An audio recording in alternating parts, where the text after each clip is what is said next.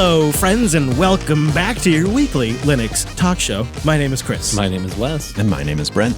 Hello, gentlemen. It is great to be gathered together with you today. We pushed the Hercules of Linux workstations to the breaking point. To find out how far we pushed the new Thelio from System 76, we got a beast in house, and we attempt to tame it. Plus, there's something that seems to be concerning the community, a little bit of inaccurate information, kind of regarding drivers and open source stuff and kernel stuff. We just want to address all of it here in the show, just sort of try to get our take on it and maybe get the right information out there. So we're going to talk about that coming up in the show in just a few moments. And then we'll round it out with some boosts, some picks, and I mean picks, and a lot more. So before we go any further, let's say time-appropriate greetings to our virtual log. Hello, Mumble Room. Hello, friend. Hello, Chris. Hey, Wes, and hello, Brent. Aww, Hey, fam. How's it going over there? Nice to see you all in there. If you'd like to join our Mumble Room, jupiterbroadcasting.com/mumble for the info. We live stream over on jupiter.tube on Sundays at noon Pacific, 3 p.m. Eastern. Like maniacs. And it's archived up there for your perusal later on if you'd like to view the Sausage Factory. Jupiter.tube. Jupiter.tube. And we also want to say good morning to our friends over at Tailscale. Tailscale is a mesh VPN protected by WireGuard. We love it. It is the definition of a game changer. All of us love Tailscale here so much. I think every single JB host, everybody on the team is using Tailscale. So go say good morning to one of our favorite tools out there and get it for free up to 20 devices at tailscale.com. Tell them Unplugged sent you if they ask. I don't know. Maybe just volunteer that anyway, even if they don't ask. You could go to tailscale.com/coder, and then they'd know it came from JB, I suppose. Maybe I should be plugging that.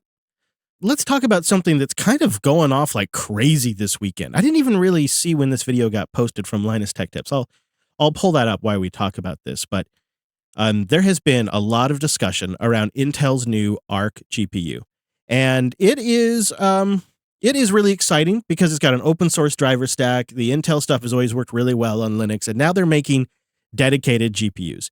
And on October 5th, the Linus Tech Tips channel posted their take on the Arc GPU, and they said something in there that seems to have confused a lot of people online. And so I want to play that moment for you here on the show, and then we'll address it after we've heard it, so that way we know what we're talking about. Intel also made a good case for not using Arc on Linux for the foreseeable future. Sorry guys, I know that you had high hopes, but currently, Arc only supports kernel version 6, and Intel has said that they do not plan on supporting version 5, meaning that every stable version of Linux is currently not supported. To put this in perspective for the non-Linux folks out there, this is basically like Intel launching a product, but only having drivers for Windows 12.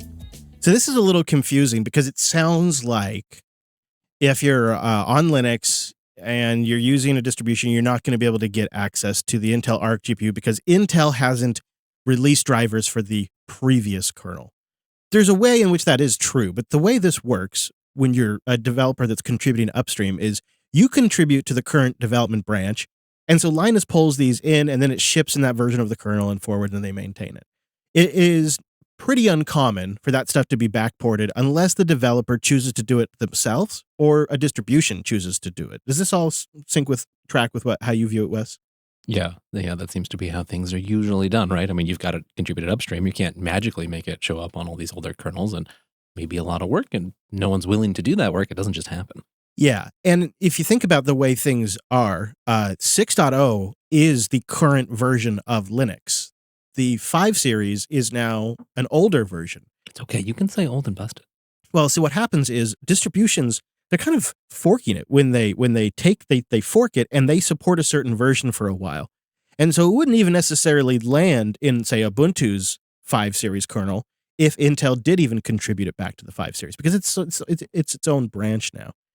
And so generally what we recommend here on the show is if you want to play around with cutting edge hardware, you need to run a very current distribution, probably a rolling distro if you can, or something like Fedora that stays really current, because that's how you're going to get access to those drivers. And this is something that tricks up reviewers that are kind of new to Linux, and they come in and they don't really understand how this works. And we've seen it with previous AMD video card releases. They'll have maybe like an Ubuntu LTS installed, or maybe one version back of Ubuntu installed, and they'll throw the new GPU in the system and fire it up, and it's not working. They said it supports Ubuntu, but it's not working.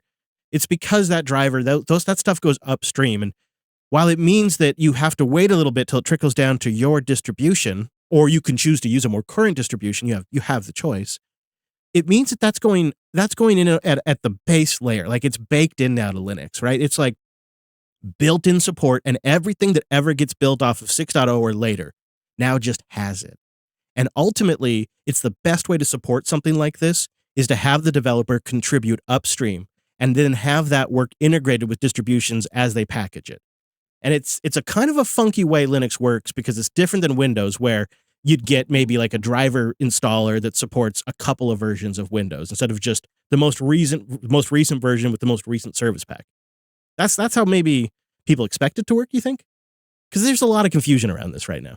Well, yeah. I mean, we just have, as usual in Linux, right? There's more ways that we do things. You can get a rolling up-to-date distribution, or if, one of the stable releases happened to have coincided with when this made it into the kernel, then it would just be there. Yeah. But we get to pick and choose. Like, one of the benefits of some of these stable releases is they are stable, right? Like, you don't have to worry. And if you're like many people who don't need to fuss around with this fancy, brand new to the market first version discrete GPU from Intel, that's something you like, or at least a lot of people seem to like. Clearly not here in the studio, but many people seem to like, and that's just part of the trade-off, unfortunately. I would like to see it maybe a little bit easier, because you probably need like updated Mesa as well. You do, yeah. So I think it could be easier if you were willing to make that trade-off. Obviously, you lose kind of all the planned and integrated support for a particular kernel shipped from your distribution if you do that. But it'd be nice if it was easy to be like, well, I just want new features. I don't think this comes up a lot because I don't think traditionally people that run Linux are buying the absolute latest graphics card as it's being put on the market. Well, they don't ship that in like my 4-year-old ThinkPad, so how's that going to work? But what is really, really kind of just really demonstrates the point here of why it's great to have it upstream. So we have the Thelio in-house right now, and it ships with Pop! OS, and it's all fully tested and integrated with the kernel and the NVIDIA driver, and everything ships working. So, of course, we went ahead and broke it immediately and put NixOS on there. Well, not immediately, but pretty soon afterwards, because, of course, we wanted to do a series of extensive testing, so we wanted to use NixOS. And NixOS is basically a rolling distribution. I don't say it's not cutting edge. It's just current software. NixOS is current software.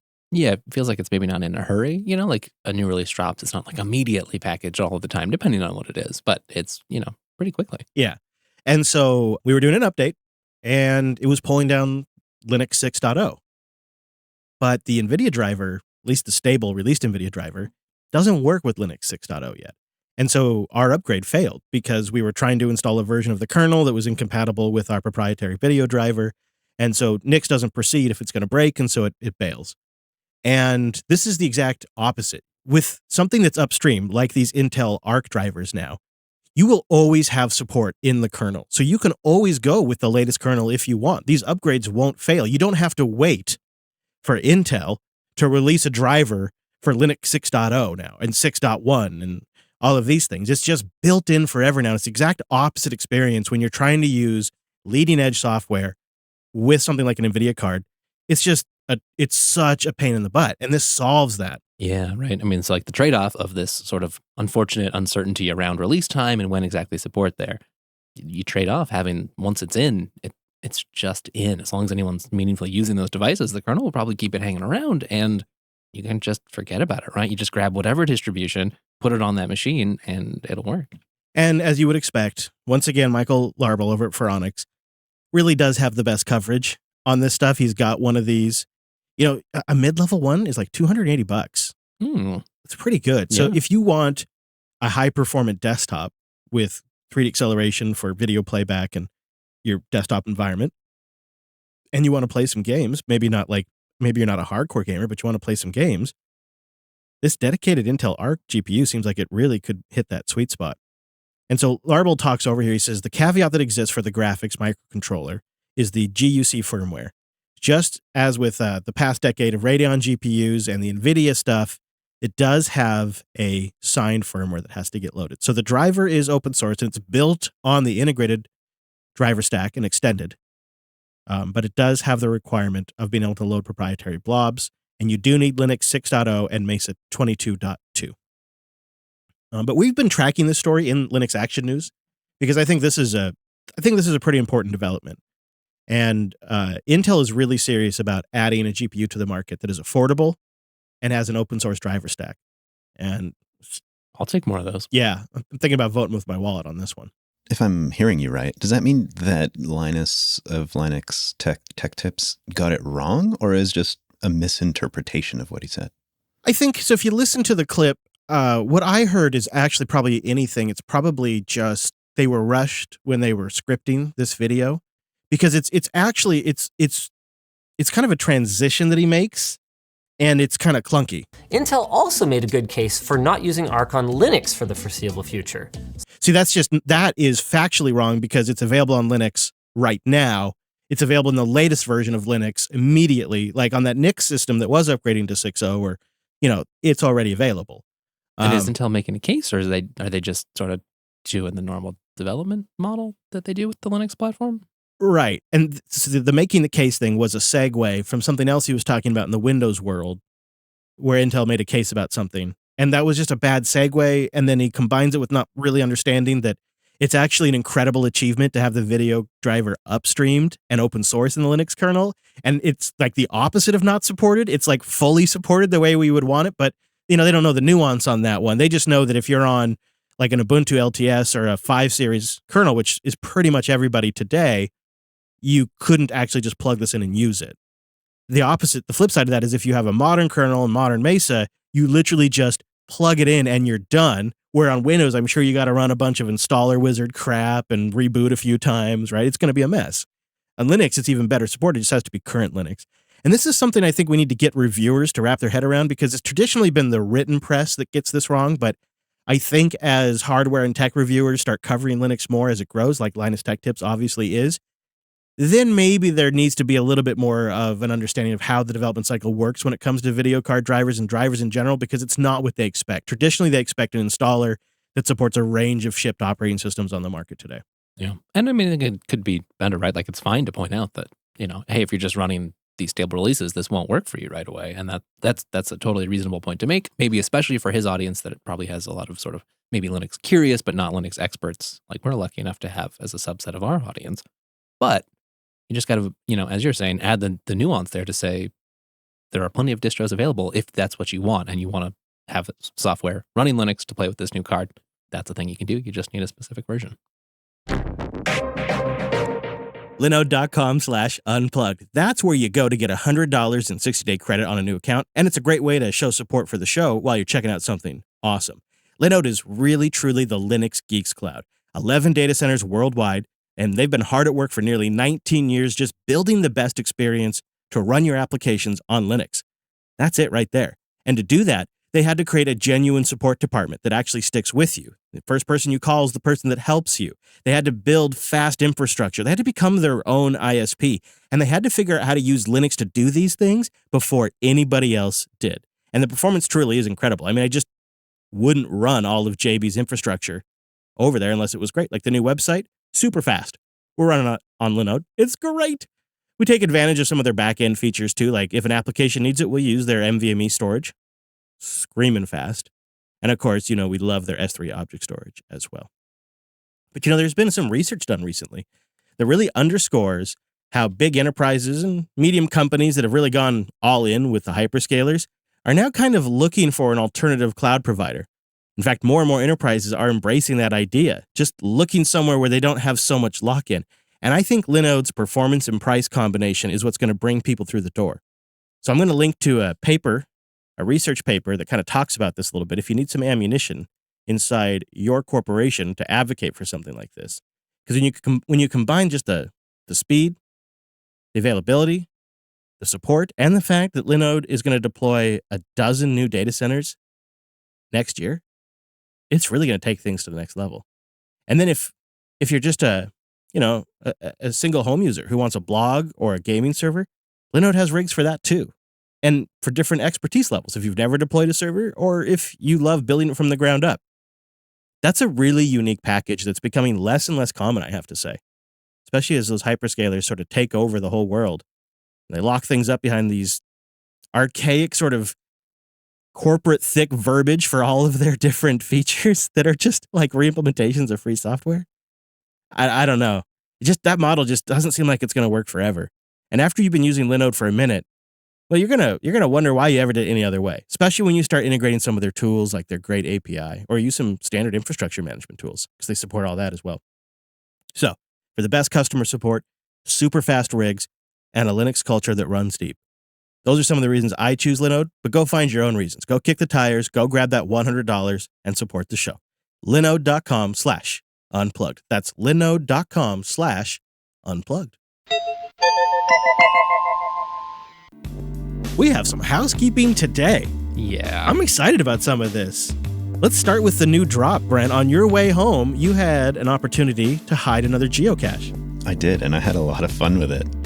Those who've been paying attention, I drove home from the studio this week, and while I was driving, most of the time I was like, where am I going to drop this last geocache? Because we didn't really have a plan for it, but we thought that somewhere along Brent's journey might be the way to go. And Chris, you recommended that I stop at this location called the Washington Pass Overlook. And I think you totally nailed it. With the trees changing, with the season changing, it was a beautiful stop. And I think this is the perfect spot. Well, I am here at the North Washington Pass Overlook, which is a beautiful spot. Thank you, Chris, for mentioning it. And I've made my way, let's say, off the beaten path, just a little. And the views from here are gorgeous.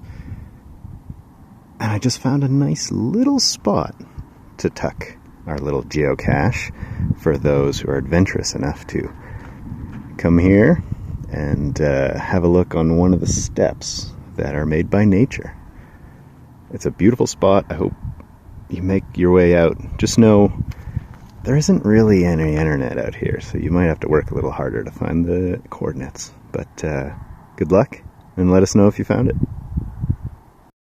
We got to watch the video version of this, which is in the Jupiter Tube recording, and every camera frame looks like a wallpaper background. Such a beautiful spot. I like to go there on a hot day just because it's up high in the elevation and just get some fresh air, although it's all smoky right now. What do you mean a nature step? What is a nature step? There's I don't want to give too much away, but there's this I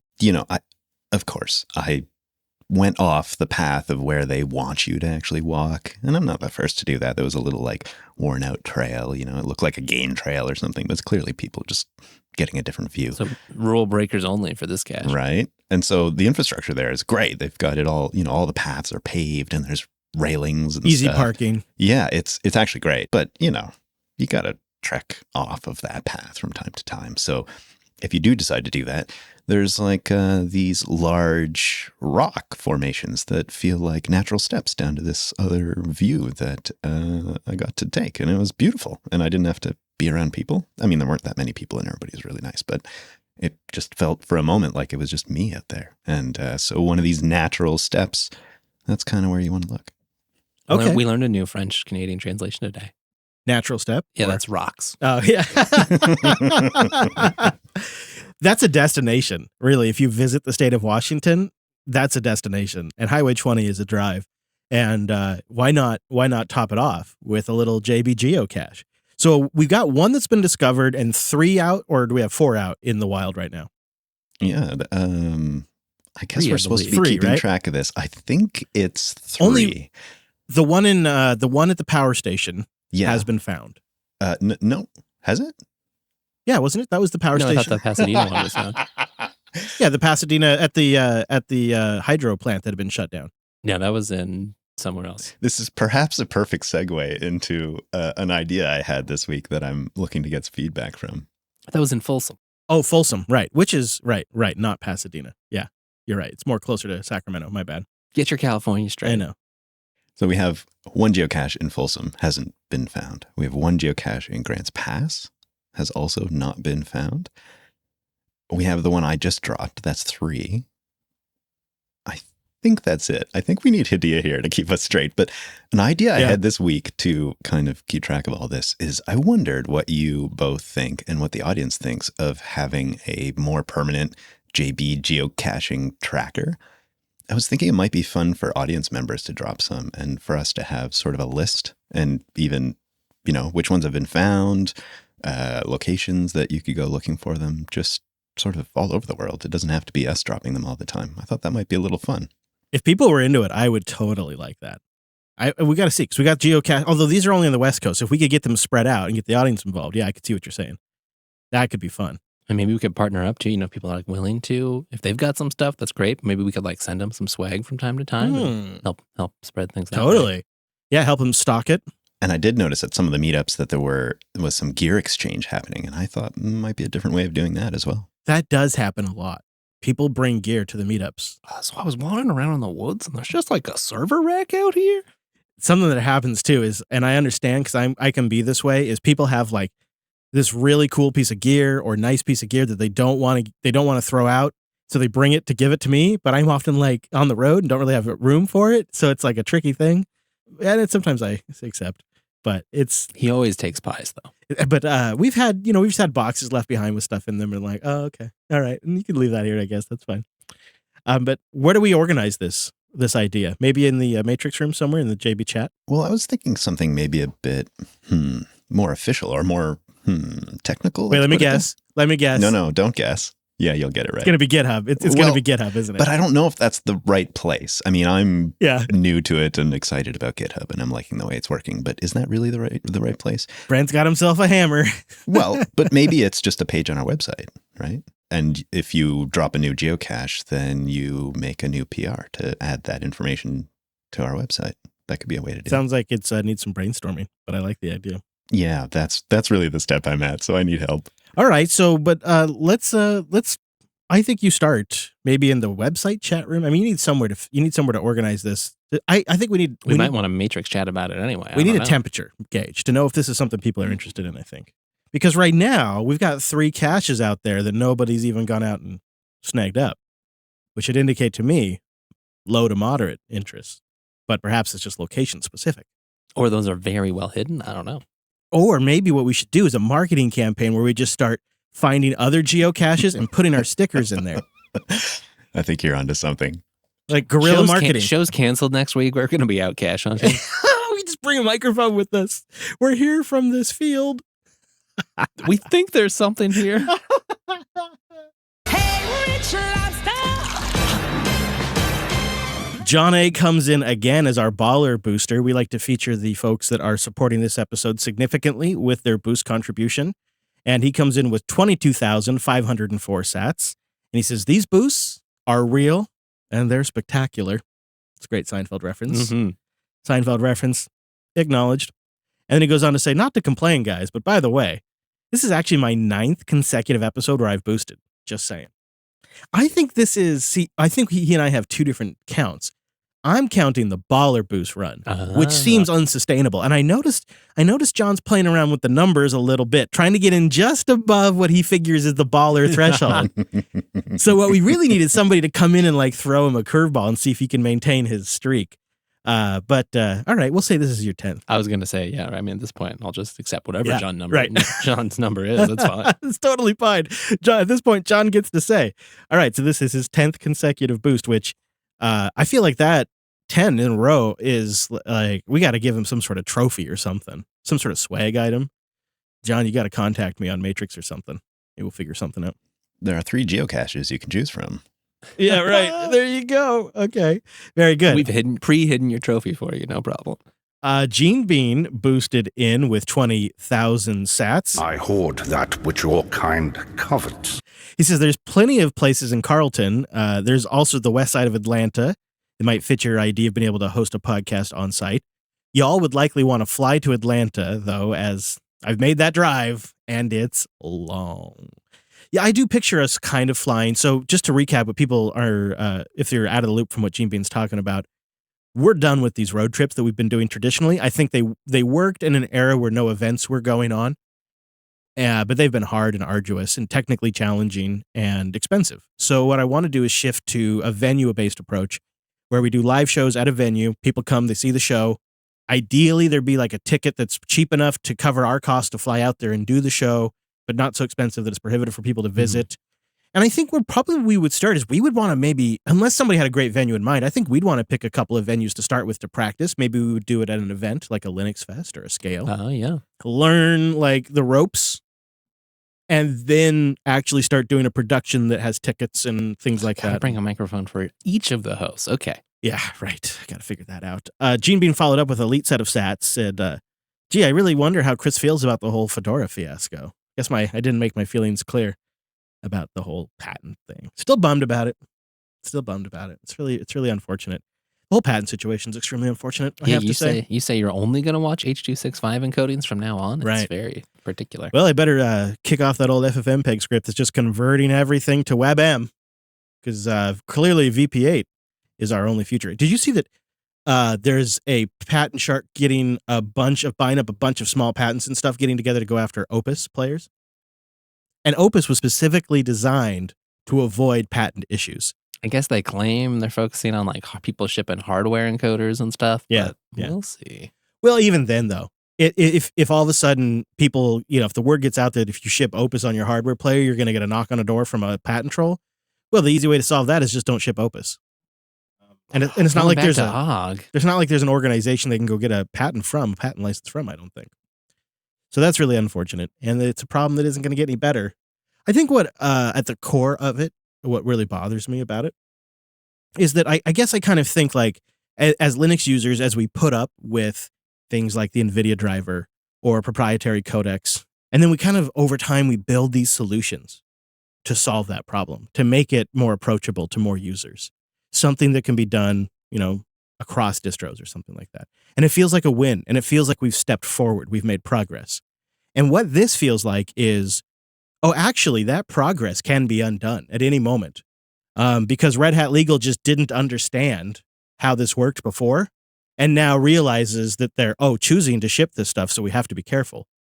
And so because their perception of the situation changed, we're now undoing progress. And it just makes me wonder, well, what's next? What happens if somebody starts going after Wi-Fi drivers and decides that the Intel driver violates some sort of patent, and the people that are using the Intel Wi-Fi driver need to license something that Intel ripped off from them or something? Like, where does it end? When does it stop? And it made me realize that the progress that the Linux desktop gets is fragile, and that it can be undone by hyper-protective, hyper-proactive legal departments at an influential distribution. And as a Linux user, I find that sad and frustrating. But at the end of the day, there's lots of choice. It continues to be the number one thing our audience mentioned at our meetups, and it continues to be true. The choice is both Linux's weakness in terms of fragmentation and fraying of development time, and it's also its strength. And in this case, it's a strength. Still better than Windows. That's right. So thank you, Gene Bean, and thank you, John A, for your baller boost this episode. We really appreciate it.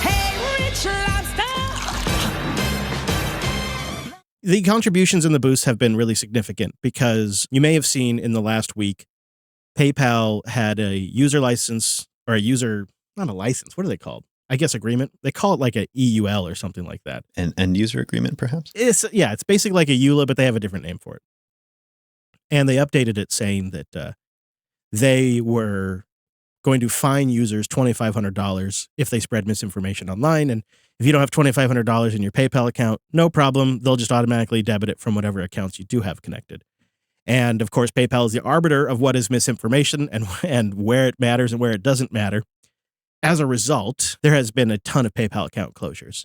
In fact, to the point now where PayPal is paying $15 to people who don't close their account. So if you want a free $15, I don't know how long it's going to last, but they'll pay you $15 not to close your account right now. That's how desperate they are. PayPal, though, underlies a lot of the payment processing for memberships and automatic contributions. PayPal is one of the few ways to do a subscription on the back end successfully. And so a lot of podcasters, JB included, but not as much as some of my other friends, have been negatively impacted by this, because when you cancel your PayPal account, you're canceling that payment to that podcaster too, understandably. And so that's why I'm just very grateful that earlier this year, we did start working on the Boost system. We did start implementing an alternative that is based on free software, that is decentralized, that isn't connected to any single company. And so when we have these baller boosters step up, that is investing in that particular episode. And so we have our members. We have a network of members who are there that are investing in the reoccurring production of the show, making it financially possible that if like every sponsor pulled out tomorrow, we could still get an episode out, right? We could still pay for the editor. That is what the members are doing, and it is absolutely essential. Unpluggedcore.com, by the way, or Jupiter.party. And then the boosters are coming in, and they're thanking us for that particular production. They're transferring their value for that particular production. And when you see something like PayPal and the moves they're making, and then people's result, because they're clearly upset, justifiably so, I am just so grateful for something like the Lightning Network and the fact that these boosts are app agnostic as well. So there's just no vendor tie-in. There's no lock-in at all. So thank you to John A. and thank you to Gene Bean. We'll have more boosts later in the show, but I think this is going to be more important to podcasters as time goes on. I could talk about it for hours, but instead I'll save some of that for office hours. And why don't we move on to the new Thelio? Oh, The new Thelio from System 76. They shipped us a pre-production unit so we could get our hands on it early and start doing some testing, and then the road trip landed. So they actually released it while we were on the road trip. We just didn't have a moment to talk about it. We wanted to talk about it today because it's kind of an iconic piece of hardware in its look, in what it's trying to do performance-wise, its ambition in that regard. It's kind of the Mac Pro for the Linux crowd. yeah. I don't know if we have a better built, especially when you look at all the range of Thelios. There's like 5 different Thelios, and some of them are just monstrous. Yeah, I mean, a machine I don't even know what I would be able to do it with. Throw all the scripts I know have at it. I know, right? So what we have in the studio is the smaller of the 5 Thelios. That's the base unit, still pretty rocking. AMD Ryzen 9 5900X, which bursts up to 4.8 gigahertz, Whoa. 32 gigabytes of fast RAM, a 1 terabyte Samsung 980 SSD, an NVIDIA RTX 3060 Ti with 8 gigs of RAM, and a crap ton of CUDA cores. And you can get it with AMD or Intel builds, but ours came with the AMD build, obviously. The size of the base Thelio on your desk takes up about the size of a sheet of paper. You're That's talking its about like the footprint on the, oh, Yeah. wow, okay. Not right. And I'd say it's about the height. It's about half the height of a standard ATX. So it's actually much more compact than the pictures make it look. That really surprised me. It's a dense little unit too, right? Because the whole case is made out of like milled metal and aluminum or whatever. I don't think it's aluminum. It's heavy. Very sturdy. And System 76 has built certain things in there to hold the graphics card in place so it can withstand shipping. They've included things like the screws in the case. They've pre-run all the wiring you'll ever need with wire management. So if you want to add something, the plug is already there. You just, Yeah, that part, the maintenance, the expandability bits, that seems very thoughtful. it's got an impressive amount of room for storage, even in this small unit. So the Thelio, to me, kind of feels like one of our hero machines in the Linux community in terms, and that's a term for like a, kind of like a really high-end aspirational unit. And the base price starts at $950 US greenbacks. Okay. Our unit, as configured, came in around $2,100, $2,200, depending on what you do warranty-wise and whatnot. So $2,200, we'll say, for our unit. And I think ours was pretty close to the final production unit with just a couple of tweaks, like to the Wi-Fi and a couple of other small things, some brackets here and there that they print and whatnot, and of course the parts. But now they're shipping the full production units. And we ran ours with Pop! OS for a little while to get a good sense of that. And then, I don't know, I think a week or two after some baseline testing, we moved it over as like a workstation and put Nix on there. And then towards the end, we started looking at it more as like an OBS live streaming machine and a Deep Fusion rendering. Is that the right way to put that? Yeah, playing with some machine learning tasks, because why not? When you got a nice graphics card, you got a fancy rig. It's got a lot of CUDA cores, Wes. A lot of CUDA cores. Yeah, and that's been a lot of fun. And the challenge for us here is like, how do you push something like this, right? It's got 12 physical cores, 24 virtual cores when they're all turned on. I mean, that just like takes up your whole HTOP screen, just right there, just showing you all the cores. You don't right? even get to the processes. It's pretty crazy.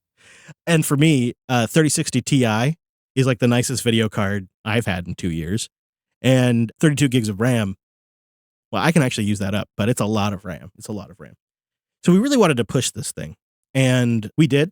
We attached 3 external monitors to it to kind of tax the graphical subsystem with different speeds. So one in the center was a high refresh rate, high DPI HDR monitor. And then we had 2 1440p monitors, one vertical, one horizontal.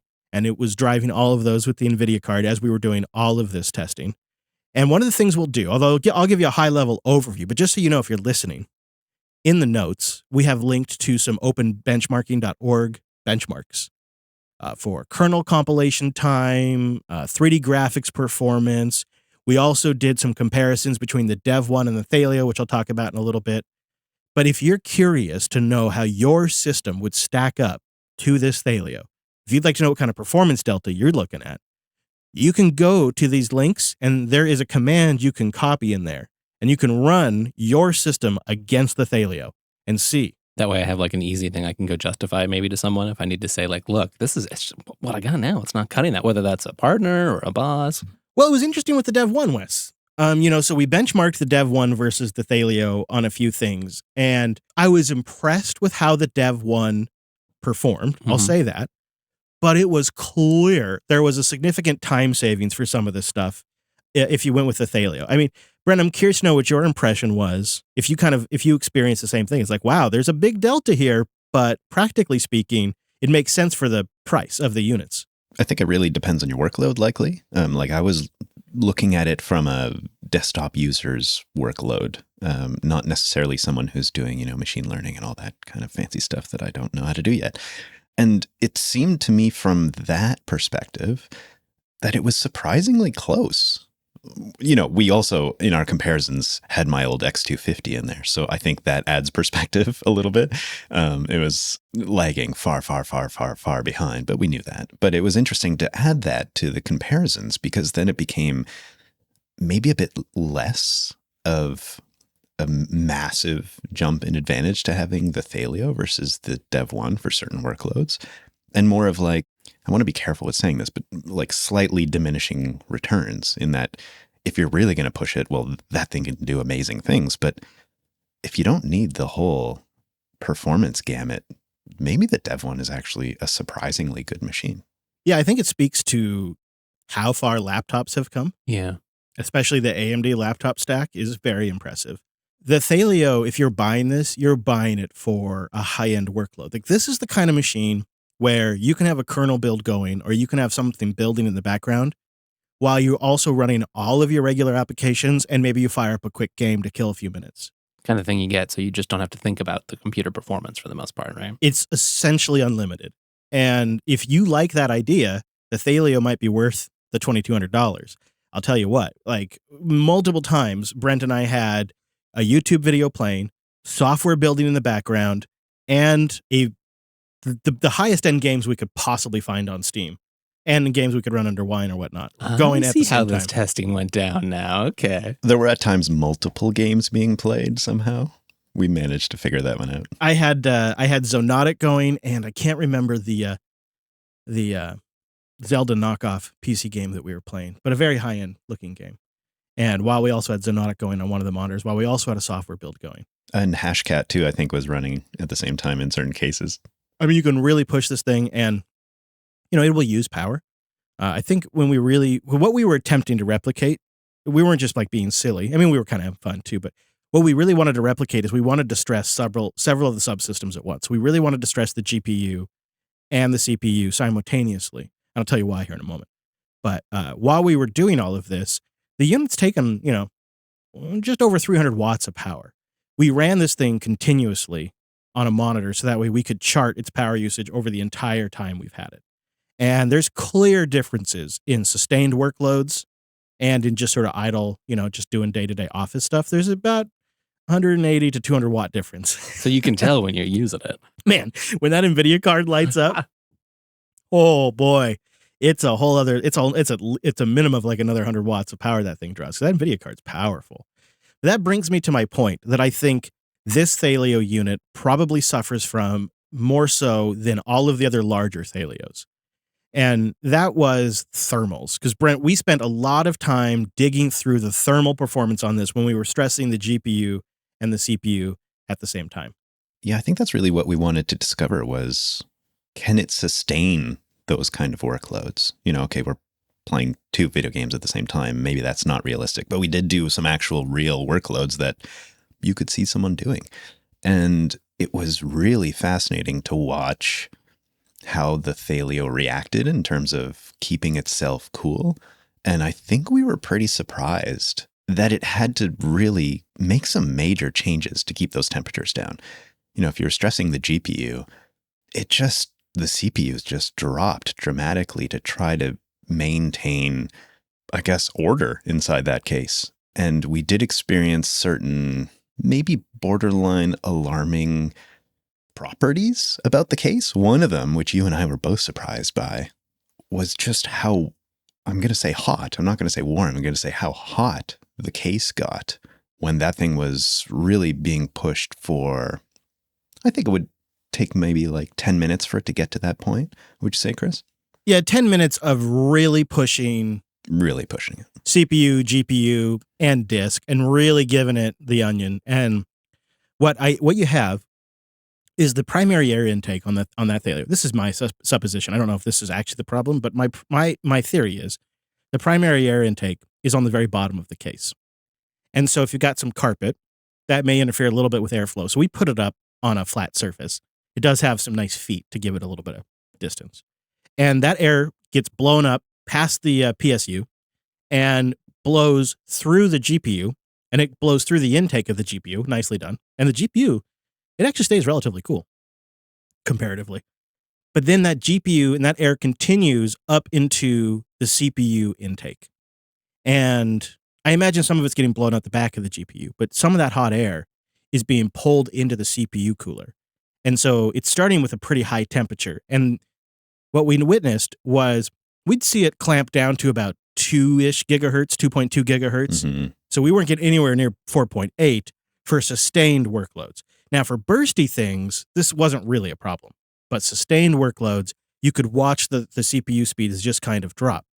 Now, practically speaking, if I had done this workload and didn't have frequency monitors running and temperature monitors running, I'd have no idea.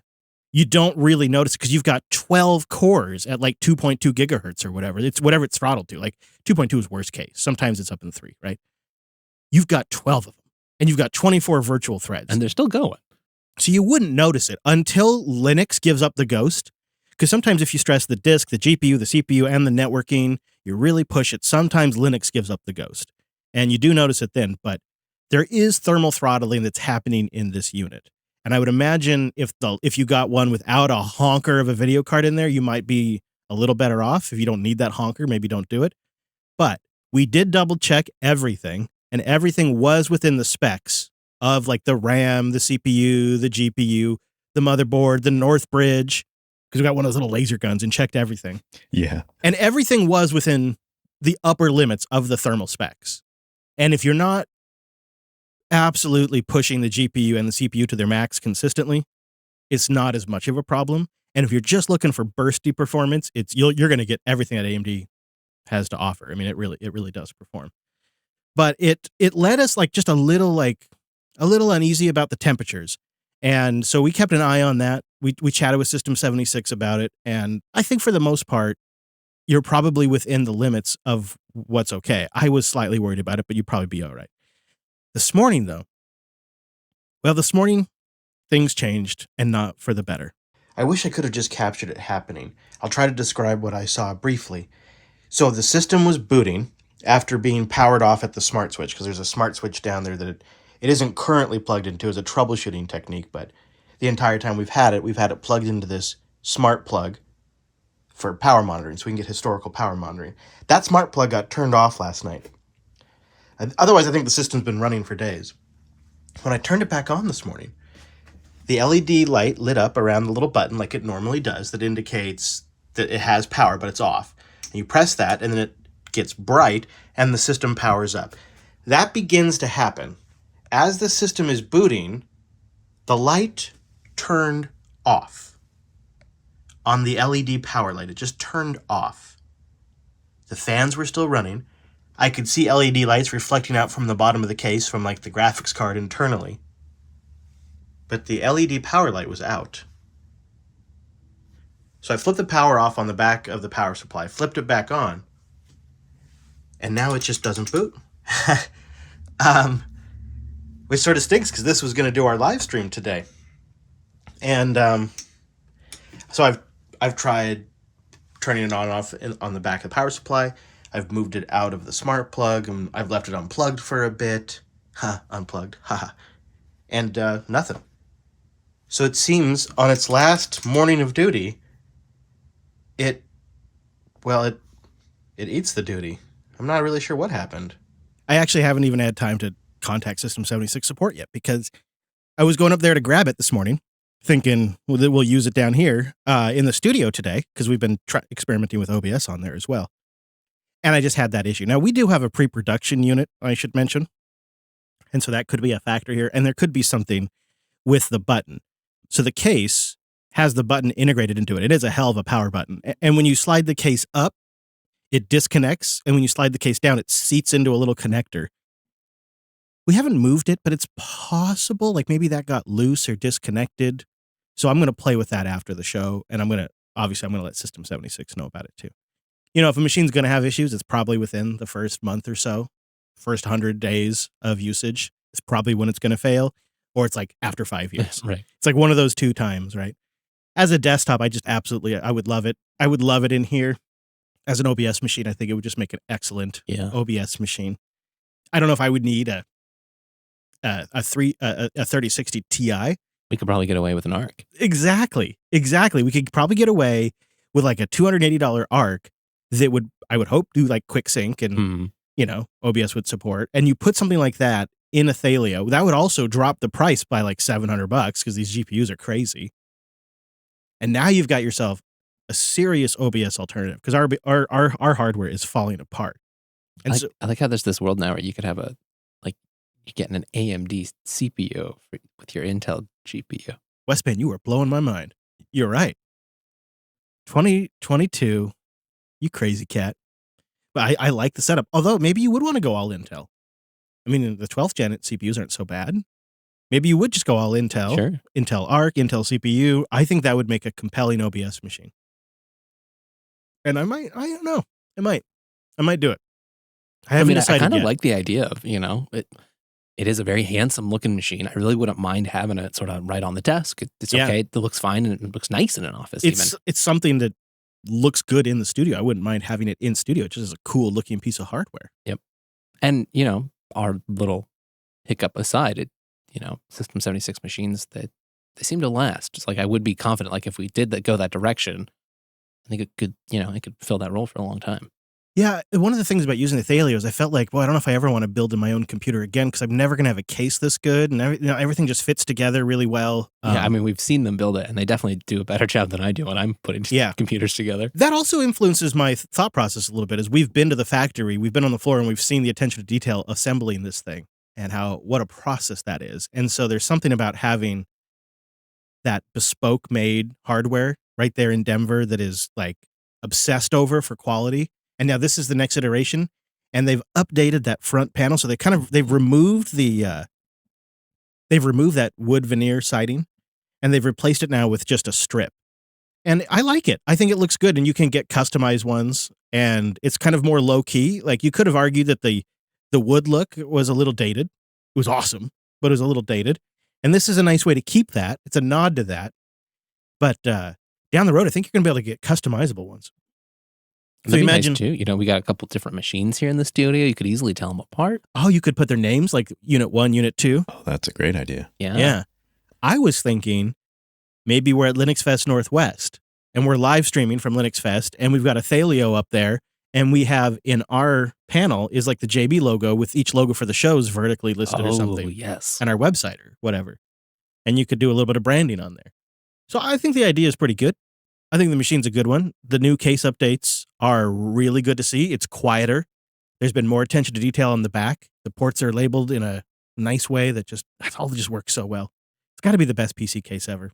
I would say that as well, Chris. That case is probably the nicest case I've had my hands on, and it just felt solid in every way, and it was very organized the way they put it all together. So I can't say that enough. Like the attention to detail is clear in every step of the way. So just to wrap it up, we were slightly concerned about the high thermals, but they were within spec. I think depending on your build too, you're going to see different results. And did they sort of tend to stabilize as the system adjusted? Yeah. Yeah, it would just sort of reach a point and then just hold. That gives me some confidence there too, you know? Yeah, and this is like the one step down from the absolute most baller CPU you can put in there. So that's gonna draw power. It's gonna generate heat, right? It's one like step down from like the most baller GPU, or one or two steps down from the most baller GPU. That's gonna generate a bunch of heat.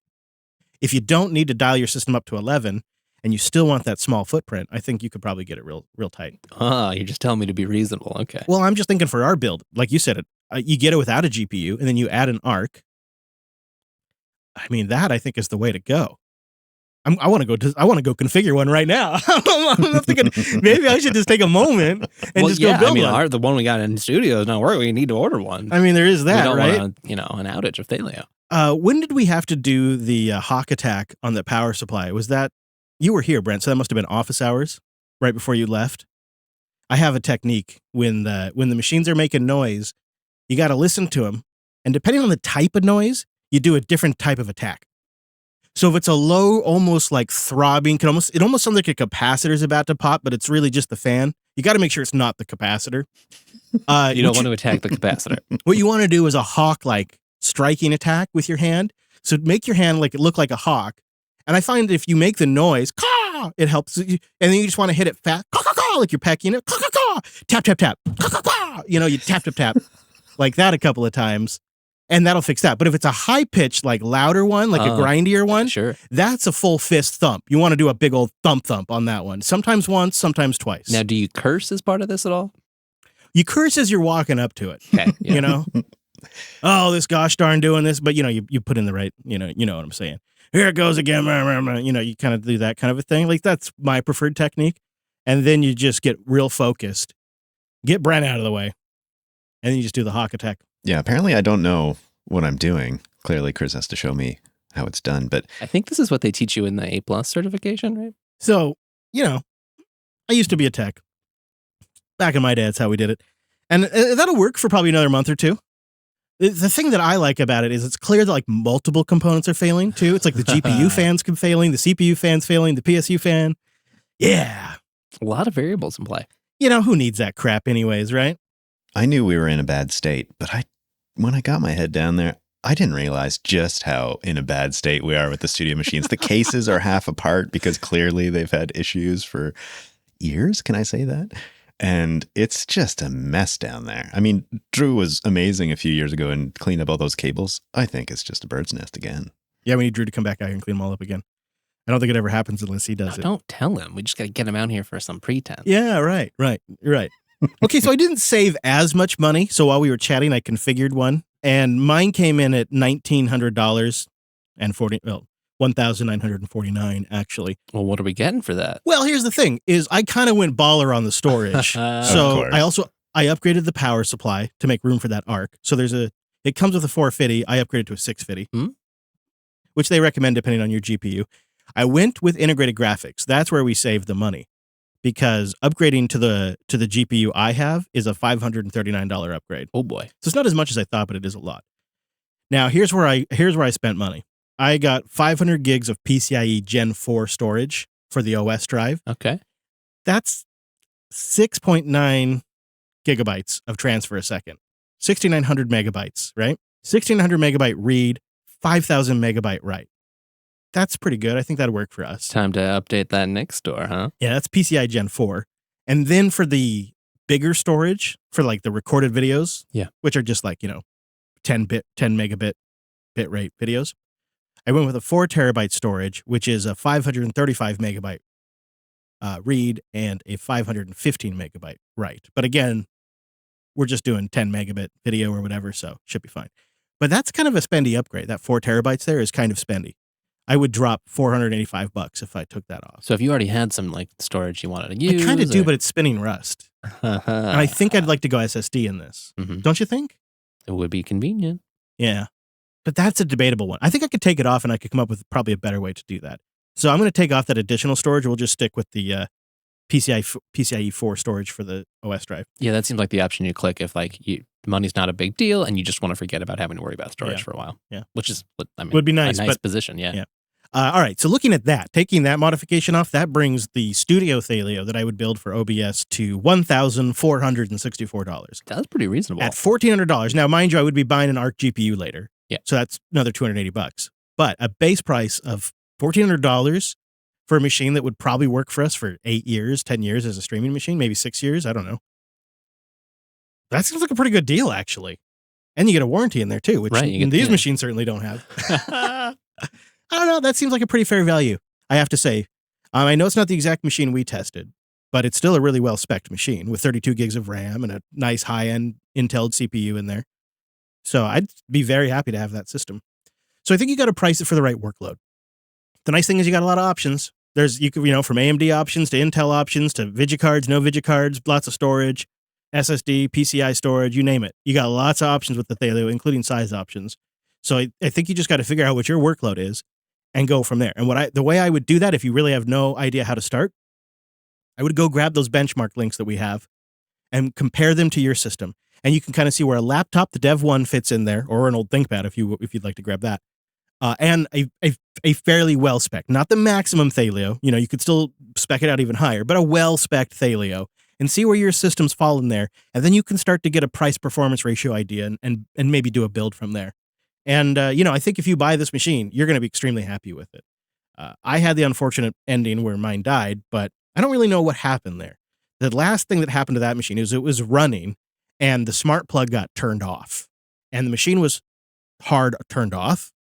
And then when we realized what happened, as we were getting it set up to do the show this morning, we turned the smart plug back on. And when the Thelio gets power, the little light around the button turns on low, a soft light around the button. And it's a good button. When you push the button in, very satisfying. Then the light gets bright and the machine boots up. So it did that. And you could hear the fans kick in. And just about as the boot process was done, right? As like Wayland was loading on the screen went blank. The LED light around the button went out, but the fans were on and like the LEDs inside the case were still going, right? So it makes me think maybe something got disconnected with that button, or maybe something died somewhere in like the motherboard or something. But I suspect you like that button so much that you've clicked it too many times at this point. Yeah. Even in just a couple of weeks you've had it. I'm going to find out after the show. I'll find out. I'll report back next week if I remember. I'll do my best. Bitwarden.com/Linux. That's where you go for yourself to try it out for free, or it's a good way as an enterprise or a team to get started. Bitwarden is the easiest way for a business or an individual to store, share, and sync sensitive data. It's what I use for passphrases, passwords, private information that maybe I want to keep in a vault that I have easy access to, but I know is truly protected, and there's a safe way to share it with my team and my family. It's what Wes and I use to manage our passwords, our two-factor codes, and other sensitive data like recovery keys. And of course, Bitwarden's just been getting better and better as they've been a sponsor. They just did their October release. So great. Password protected encrypted export. You can export your vault in an encrypted format using a password of your choice. That's so nice. On mobile, the username generator is here. It also includes 3 out of the 5 aliases for generating an email address just for that service that Bitwarden supports, including DuckDuckGo email aliases. It's now in there. I'm not sure if it's in the mobile app. I should mention, depending on when you're listening to this, the mobile app's going to have to trickle out through the app stores. But these things are coming, including DuckDuckGo's email alias service. How cool is that? So now you don't have to give away your email address to these services. You can generate a unique username, a unique password, and a unique email address for every site and service you use, and you can use those complicated passwords on mobile, on your desktop. I grabbed the Flatpak from FlatHub, and it's one of the very first things I install to get some of my applications up and going on my Linux desktop. It's so fantastic. Doing it any other way just feels like caveman stuff. I couldn't even imagine. So go try it out and support the show. Go get started by visiting bitwarden.com/Linux. Try it for yourself. Maybe recommend it to your business, to your team you're working with, or maybe you know a friend or a family member who could just use better password practices. Send them all to bitwarden.com/Linux. That's bitwarden.com/Linux. This week for feedback, we're featuring 2 love letters. One of them is from Mike, longtime listener and lifetime Jupiter Party member here, saying, "Thank you for introducing me to NixOS. I know the summer of immutability is long over now, but I've never been so smitten with a distro as I am now with NixOS. I reluctantly tried it to prove it was just all hype, but I was wrong. It's glorious. I've come to trust it more than I've ever trusted anything. It's so reliable and predictable that I'll swap my main production machine over to something like Plasma or Sway for the weekend, play with it, and then just switch it back to GNOME for work on Monday. It's never failed me so far. It's so reliable, in fact, that I grabbed one of these cheap B-Link mini PCs that you recommended, threw NixOS and GNOME at it, and set up a VPN so my dad can plug it into his television. My dad is a 65-year-old and always seems to find a way to break software in new and interesting ways. He's been using it for a month now and loves it so much that he's getting a Thelio and having me replace his Intel Mac Mini. NixOS turns out to be a bit of a unicorn, where it's great for tinkerers like me, but also a bulletproof setup for friends and family. Thanks again for all you do and getting me on track on what has been my favorite Linux experience ever. P.S. I even wrote an article doing a deep dive into why NixOS is so great. Which we'll have linked in the show notes. I had not even considered that. I've been having some upgrade struggles with my mom's laptop, doing a little tech support, and sort of reconsidering like, well, you know, she's on the latest Ubuntu LTS at the moment with Monte.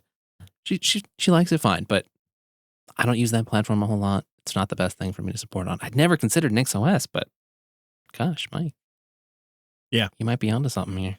You know, I have to say, it was really nice on that Thelio when Linux 6.0 came out and the NVIDIA driver wasn't compatible. Instead of doing a system upgrade and rebooting and discovering we didn't have 3D graphics on a system that we were specifically using 3D graphics on, it's really nice just to have it say, no, I don't want to do the upgrade. You got a problem here you got to sort out first. That's so nice. It is. It's exactly that kind of like nice remote safety too, where it's like, okay, well, I can upgrade you next time I'm there then. We don't need to do this remotely. Yeah. One other thing I'll say that's really nice about Nix that hasn't always been the case for me on some Linux distributions is it's real easy to install software for the most part. Some people like Linus Tech Tips sometimes mess that up too, but it is, for the most part, you got a lot of software to choose from. It's pretty easy to find it. It's pretty easy to install it. That's great.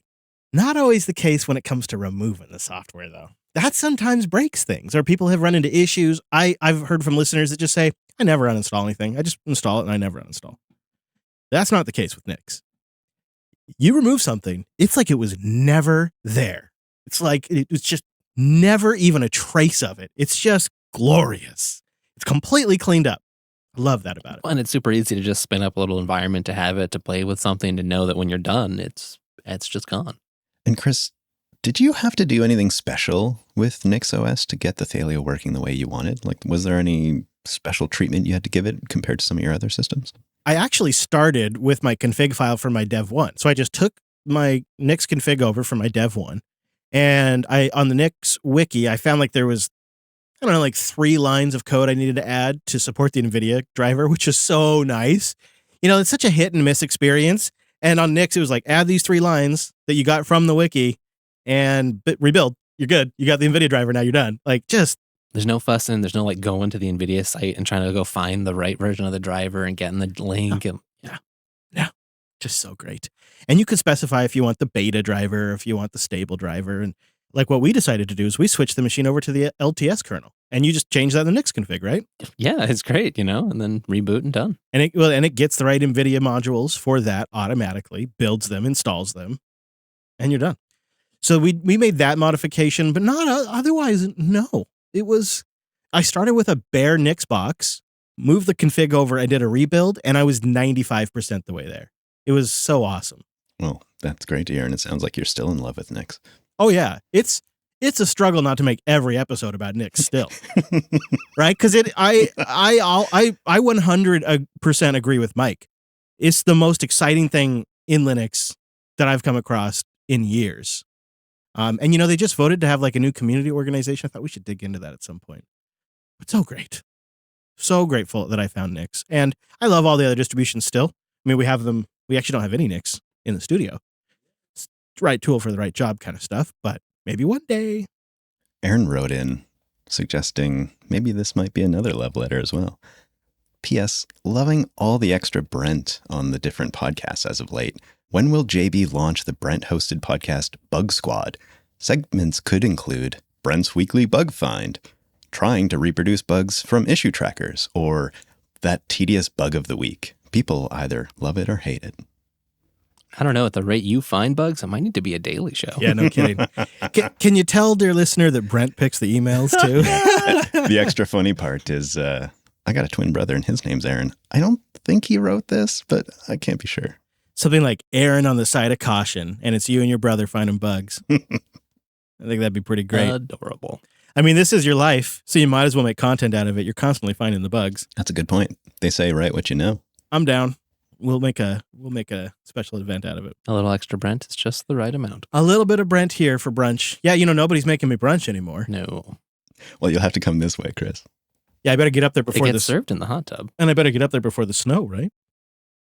I hear that's a thing. Boostagram. We do have a good batch of boostagrams. Our first boost comes in from Tim White 101 with 19,999 sats. He was almost a baller, but he was edged out by John A's maneuvering.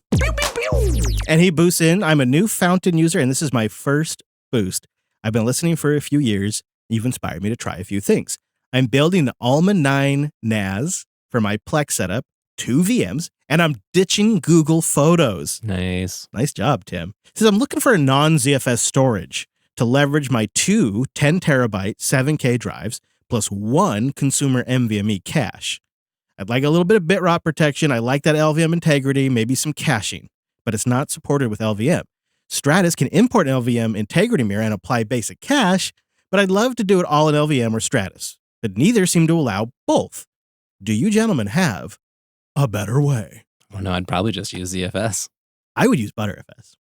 I really would. For this setup, I honestly would. For 2 disks, I don't know. ZFS is a lot. It's not built into the kernel.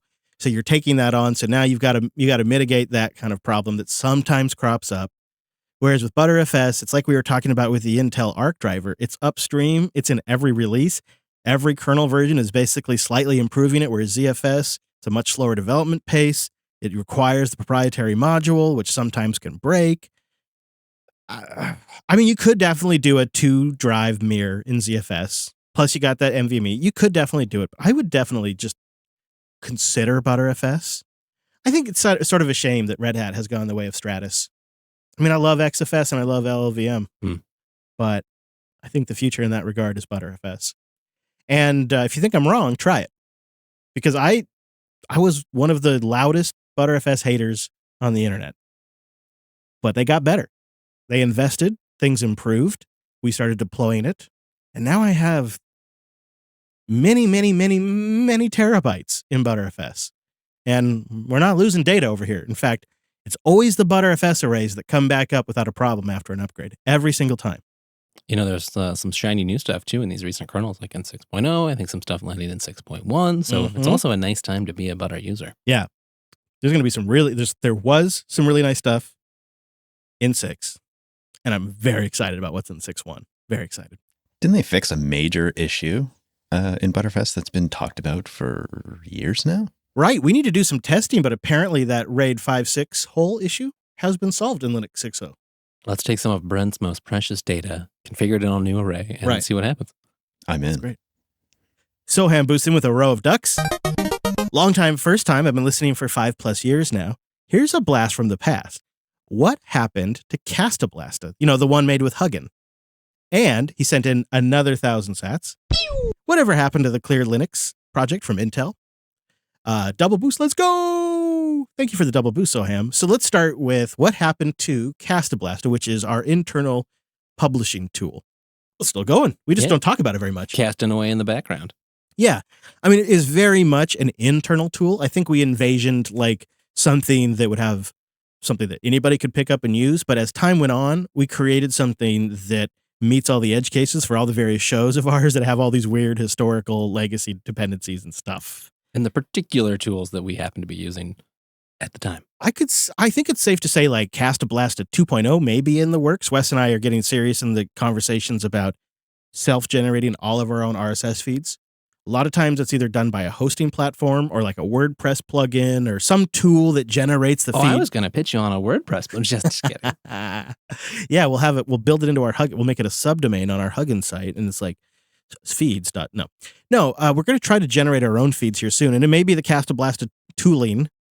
I'd say it really represents a set of tooling, and Huggin, Huggin, or Hugin, is a free software version of If This Then That you can host yourself, and that's been a really valuable tool for us.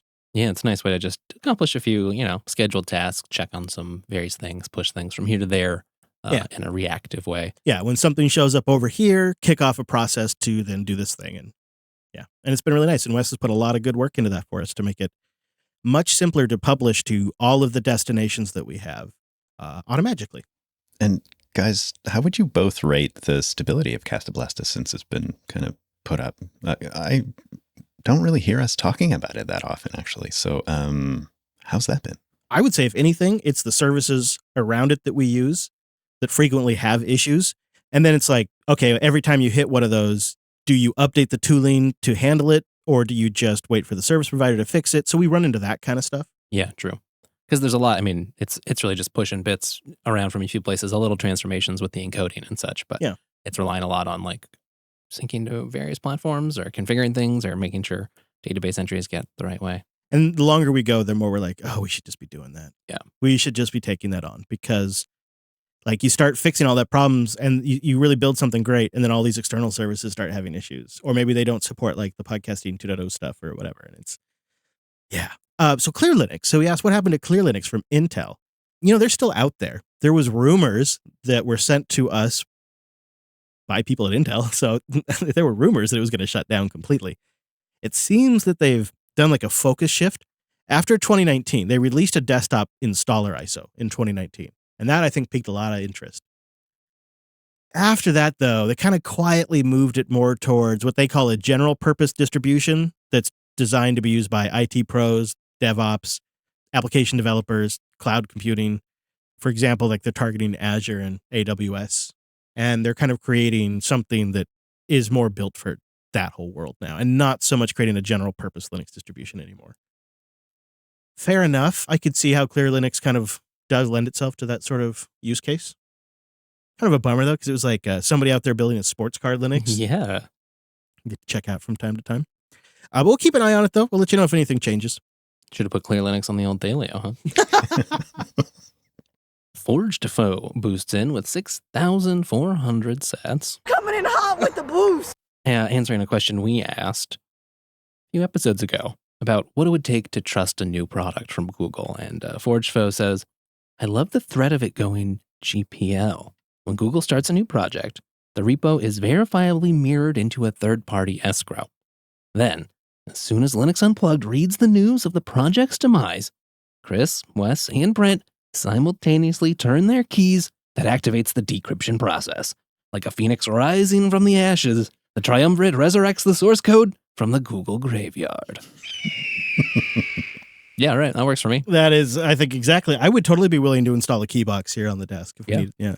We'll get one over to Brent. Get like a little WireGuard tunnel, Tailscale. Yeah, can help us little pie inside the box. So you turn it, like triggers something, and it just sends out a little message. I think we could totally do that. Does it require all three keys to be turned at the exact same time? I mean, I think what we do is we build like a 5-second window because of internet lag. We are really good at counting to 4 already. Yeah, that's true. We can do a 4-second. We know how we can do that. So, yeah, I think that's something that you should pitch to Google. The threat of GPL would probably keep them on it, actually, and they would never let go. Vectron boosts in with 4,200 sats. I'd be down to contribute to a meetup alternative if you guys start building one. Just get the part at Starty, and I'll join in. I am interested in this. We heard rumors on the road, right, of a new meetup being built. So we'll keep you posted, Vectron, and let you know. We would like to create something that the community could use to self-organize their own meetups, and something we could use to organize our meetups that isn't meetup.com. Yeah, exactly. Sam Squanch boosting in with 16,180 Satoshis. You know, Jerry, I'm not going to tell you that these will increase in value or even hold their current value. The truth is, you bought them because you like them. They have value to you. That's what matters. It's true. Just a thank you to the group and to your voice, Chris. I've been listening nonstop since Christmas break 2006. Whoa! Wow. Been a rabid listener since university, through my career as an engineer, and now dev manager. Keep killing it. You keep killing it, Squanch. That's awesome. I love knowing that kind of stuff. New or longtime listener, but it's been great. A theme of the boost this week is a lot of long timers getting on the boost, and it's really great to see that as the podcast market is rushing towards dynamically inserted ads as an easy way to just monetize podcasting. I think this is how you push back on that kind of stuff, and so I appreciate the long timers getting it. They're getting it. Michael B. wrote in with 3,000 sats. Make it so. My listening habits. I'm just listening while driving from one place to the other. As I can work from home, that happens not a lot. Depending on that, I sometimes fall behind 3 to 4 Linux Unplugged episodes. I think it happens. I think the way they phrase that, though, makes it sound like they catch up. So I really appreciate you making that effort. Yeah, no kidding. I like picturing Michael just getting in the car just to listen to Linux Unplugged and going for a drive. It sounds really nice, actually. Yeah, actually kind of does sound nice. That's a great idea. I with the gas prices, I've kind of stopped doing joyrides, but I feel like we should bring it back. Shouldn't let big oil control my joyrides. I mean, there are bicycles. Or an electric joyride. Or a walk. That'd be good, too. Oh, you have a VR setup. Oh, there you go. Yeah, thanks. Nev boosted in with 2006 sats. 2006 is the year we got the first ever Linux World Conference, an expo in San Jose, California, which stood as the first trade show style conference the Linux community ever held. I remember. A citation according to the Linux Journal.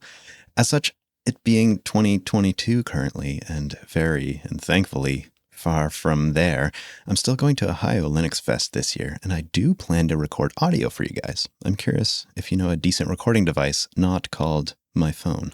Oh, Nev, if you're listening live or close to live, Amazon has a great sale on Zoom audio recorders today. I mean, if you're going to treat yourself. There you go. You might be surprised. If you've got a modern smartphone, you might be surprised. Do a little test recordings. I like the voice recorder app on iOS and Android because it shows you real-time levels and lets you save as WAV if you set that. And sometimes the camera app knows how to utilize the mic array and can also get pretty good. The video can actually get pretty good audio depending on your phone. So you might experiment with that. Otherwise, especially for sort of on the scene type recording, because like you're not Slow going key. for like in a booth studio sounds. Right. You want a little ambiance. And you're walking around, when you start walking around with a microphone and a recorder, it kind of sets a vibe, right? But if you just got a cell phone, like we had to get all of our professional recording gear out of JPL, which was a Zoom and a microphone. And a Brent. Yeah. But we could use our cameras. Everyone in the group could record as much as we wanted with our cameras on our phone. And so people just see it differently. And so you might just consider trying it or look at the Zoom devices. You got any suggestions, Brentley? Well, one thing I would say is no matter what you get or try, give it a shot before you get to the conference. Learn from our mistakes and try your device, try recording some stuff that might be similar. Go to a place that, I don't know, maybe even a restaurant or something. I mean, don't push people's privacy, but test your equipment first and just see what situations it behaves well in and which situations it kind of falls down. Yeah, that is a great suggestion. Go to a diner, go to a coffee shop, go somewhere where there's people talking and some background noise and see how clear it is. Yeah, and you're gonna, are you clipping? You need to turn up your levels. What all things need to get tweaked? We should just say, Nev, thank you. Yeah, that is so awesome. So thank you very much. Even if you don't nail it, I mean, we'll keep working with you on that kind of stuff because we really appreciate that. That's some great value for value right there. Mr. Quacker's boosted in with a row of ducks. That's 2,222 sats. Quacka waka, it's a treasure. Yippee! Huge shout out to Wes for stating something that bothers me about the Linux community in general. Was it my snap package rant? No. I think we are too hard on new projects. I've played around with Rust bindings for GTK, and even though the devs did a really great job at it, it still feels like C came first and Rust came second, because that's exactly what happened. Iced sounds great, and I'm interested in giving it a shot. Yeah, there's been an interesting split here. We talked last week about System 76 going with Iced, and in that process, a conversation around GTK and GNOME and the conversation that typically picks up. There's a real split in our feedback. End users seem down to clown with this, and they like the take that, hey, what's the damage in letting them try? They're a good-sized distro to experiment, and it's not going to blow anything up if things go wrong. Maybe something interesting gets built here.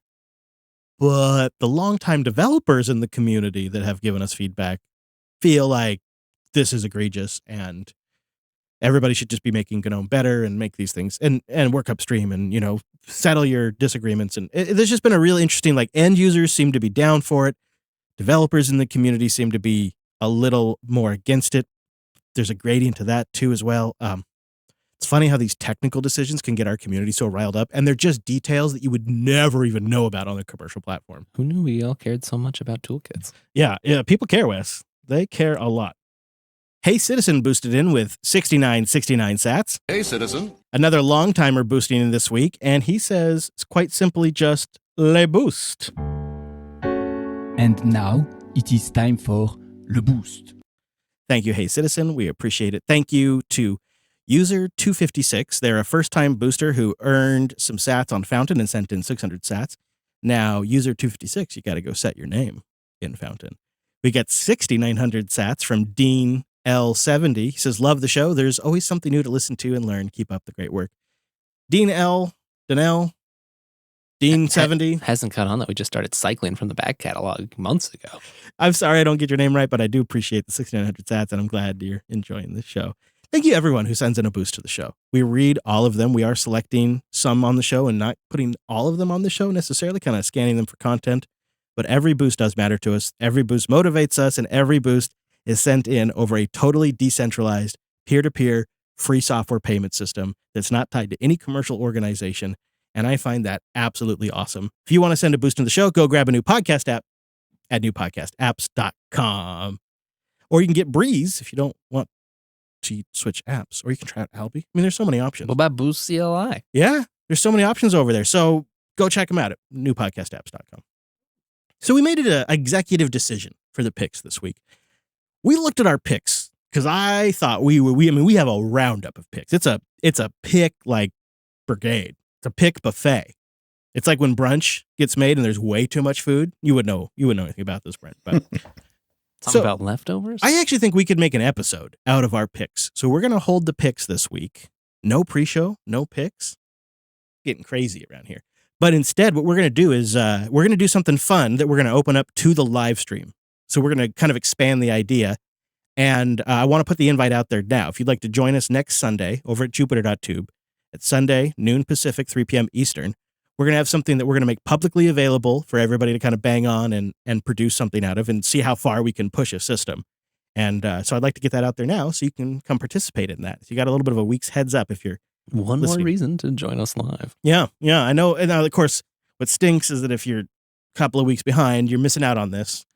We'll try to figure that kind of stuff out too for the future. Kind of keep that in mind for all you work from homers that do slip behind from time to time. If you want more show, remember, we actually have an entire additional Linux news podcast at linuxactionnews.com where we broke down more of the Arc GPU stuff, some of the deets there. We're always following stuff at linuxactionnews.com. If you're in the industry, it's like one not to miss. And just get the background you need to take part in the silly discussions we then have on the show. That's true. There is some additional context you'll pick up on. We'd love to have you there. So linuxactionnews.com for that, jupiter.tube for the live stream, or of course, the last URL I'm going to throw in your face, linuxunplugged.com/480. That's links to what we talked about today. Our contact form is over there for the emails. I don't know. Anything you really want. What else do you need? There's like an RSS feed that you can put in what you might call a podcast client, and then just get our MP3s that way. Could do. You could also find us at podcastindex.org. Oh, I wasn't going to do any more URLs. Dang it. Did you mention PeerTube? I was going to try to sneak in jupiterbroadcasting.com because we got the new website with all the other shows, but I didn't want to do any more URLs, so I didn't say that. We're switching to QR codes. Maybe some sort of audible tone. Anyways, thanks so much for joining us on this week's episode. See you right back here next Sunday.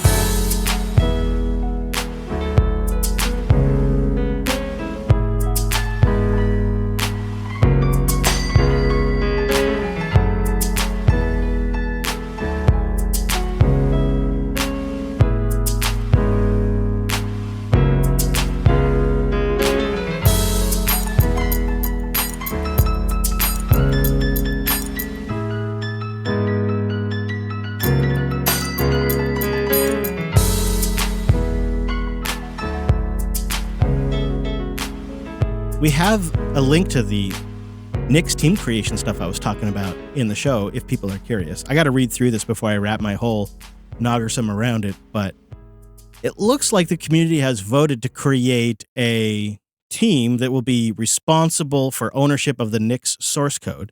The owners will be accountable for deciding on changes, commit sufficient time, and have the authority to make them happen. This includes, but is not limited to, establish, communicate, and maintain a technical roadmap, enable contributors, ensure capacity for reviewing PRs and addressing issues, define and assert quality criteria, keep code healthy, documentation up to date, manage release life cycles, regularly publish reports on the work that's being done, and engage with third parties on the interest of the project. And they have some folks that they've already assembled here that they have listed in this post. Seems like a good thing, you know? A little more professionalization or whatever you might call it, but getting a little more serious since I think, hey, Nix is doing well. Yeah, it's funny how it seems like all of a sudden it's just, I think it's really the container era we live in has really contributed to some of the recognition it's got because Nix OS makes a great base for that, or the Nix package manager works really great across multiple distros and OSs, so that's really handy. It's not the Linux Unplugged effect. Oh, I'm sure that's it. But I always get a little bit apprehensive when I hear about structure changes when something's been working. But I don't know if we're necessarily exposed to all the inner workings. Like some stuff has been like a single contributor, and sometimes these changes are for the best. And it does make it safer for more people to depend on the project, I would say. But I always am a little apprehensive. Sounds to me like it's almost a maturing of the project in some ways, like putting some safeguards in place and just thinking about maybe that bus problem that always comes up from time to time. I suppose it's probably a good idea when you're getting to, a decade old plus. It's probably time to start thinking about it. Well, and think about how disappointed we'd be if something, something stopped working in Nix OS and, they didn't have the support structure in place. We wouldn't know what was going on. Something like not renewing their SSL cert. That'd be so embarrassing.